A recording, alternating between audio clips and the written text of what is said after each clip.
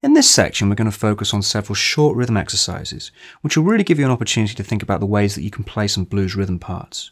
We're not thinking so much as playing chords or strumming here, but more about breaking down into bite-sized chunks, which can be really useful in a playing situation. Specifically, we're thinking about things like double stops and how to add chord stabs to your playing, all of which will make you a more versatile, well-rounded blues rhythm player.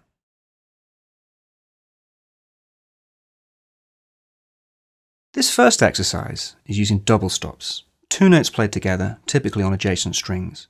It's a real kind of Texan blues sound, very sort of David Grissom, ZZ Top, and I love this kind of playing. A great way of playing here is if you're playing with a situation perhaps with a full band, horns, pianos. Playing 2 notes can give you the harmony, but will stop you from getting in the way of anyone else. Conversely, if you're playing in a trio situation, dial in a load of drive and play this kind of thing and you'll get a nice big fat punchy idea. It's also easy to move these things around as well. Instead of dealing with 4, 5 or 6 note chords, double stops will really jump around the fretboard. One final thing, you can either play these with the pick and finger as hybrid picking, or just with the fingers alone, all of which will give you contrasting tones.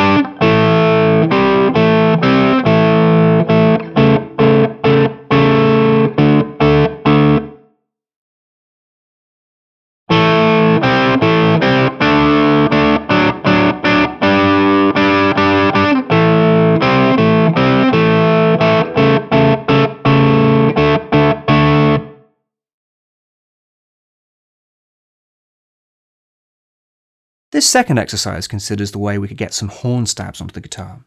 Emulating horns is a key feature in blues rhythm guitar playing. The idea is to take a chord shape and then separate the lower parts, strings 4, 5 and 6, followed by the upper parts, strings 3, 2 and 1, with a simple upstroke, which will give that really nice punchy horn stab sound. Give these a go and then see how you can get them into your playing.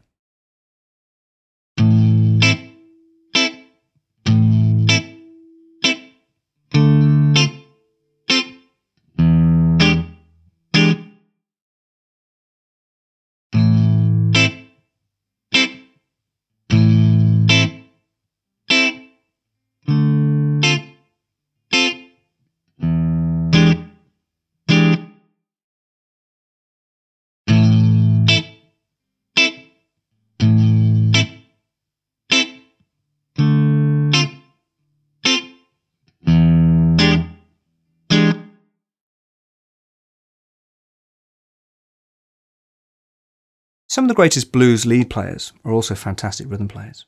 Take an artist like Robin Ford, for example, who will commonly use hybrid picking, i.e. pick and finger, or just finger picking alone. In this next exercise, we're going to think about how to create a rhythm part using non-adjacent strings. This will give us a really nice texture as we contrast the lower string with the higher string. It thins things out really nicely, but still adds weight.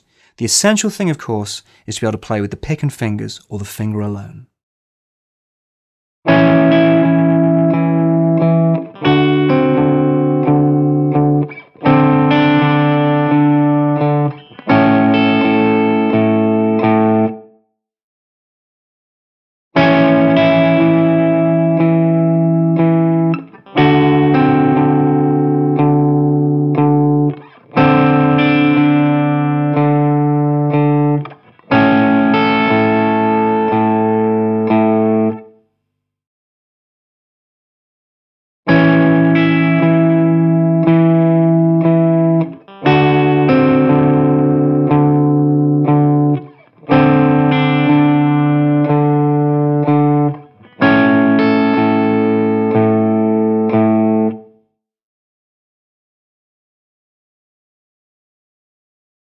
Exercise 4 uses a classic blues rhythm as employed by Bo Diddley and George Thorogood amongst others.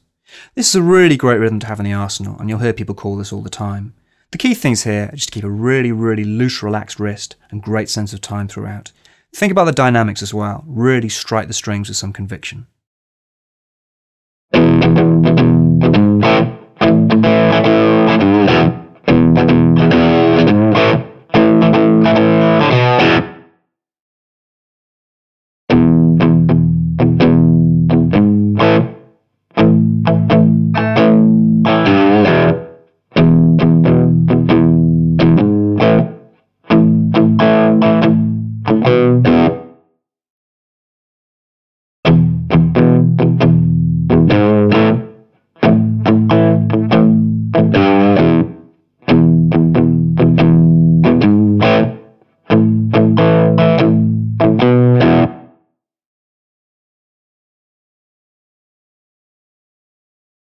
This final exercise is more of a riff-based idea, more common in blues rock.